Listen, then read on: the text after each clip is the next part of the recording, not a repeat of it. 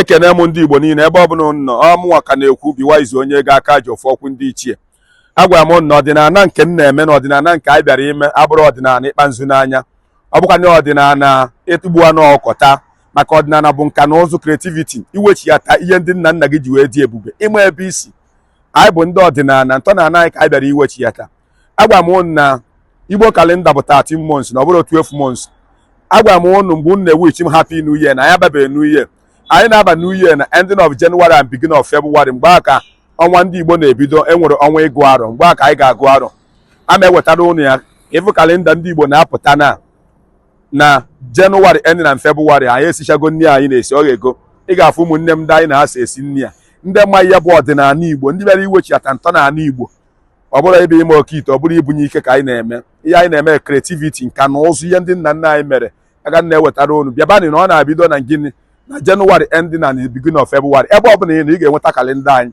ọ ga-adị na sistem ma na ịntanetị ebe niile kwụsị use kalenda ndị Rome na-eyuzu Igbo kalenda maka ihe anyị nwebụ 30 months ọnwa iri na gịnị atọ wọchị adị ife onyonyo a ifu ngwa na-ebido anyị chọrọ ba na arọ ọfụ.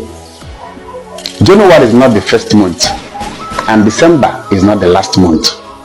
The Igbo people operated on the ancient calendar, and this ancient calendar mirrors the moon. It's about the moon cycle, because by etymology the word month was gotten from the word moon. Ndị Igbo na-agụ arọ. I'll come to that.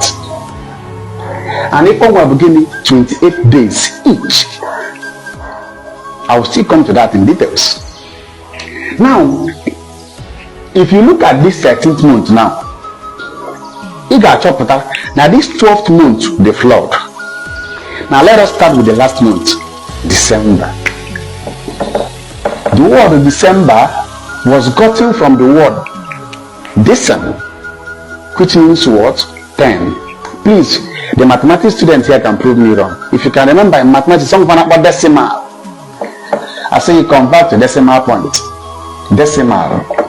The word December and decimal share common similarity. Now, if December is 10, what is December doing in 12? This is a rhetorical question. Now let us proceed. I will still come to this in details.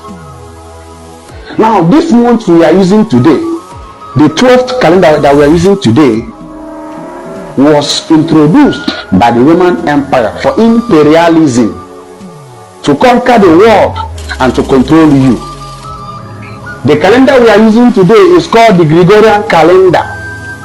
That was fundamental has a senior and Niagana, Maldeka Anyawa Boke, ndị Igbo niile Igbo bụ Igbo ma maazị dibịa aka ji afọ ara ofu anyị na ndụ nwanne anyị karịrị anyị bụ ndị Igbo niile ma nna amen ha ncha niile kwadoro wee na-achọ ka anyị wechiata ejiri ndị bụ Igbo anyị wee bido na kalenda anyị a na-adrọpụ na 2026 ending of January nke ndị Britain and beginning of February ọngwa aka mbido aha anyị na-ebido maka ya anyị nwere 13 months not 12 months iweọchị acha na 13 months ka ha nwere mbido ahụ ha na-ebido na February aka eji eje Chinese New Year iweọchị arọchi ya 13 months maka ya anyị nwere bụ gịnị ọnwa gịnị 13 mee kiri gịnị ofu ahụ nwanne anyị anachi ya go back chia vidio aka m nwanne unu nwoke aka ji ofọkwu ndị iche biwa izu onye ego nke emere ju emekwa ọzọ ntị ọ dịkwa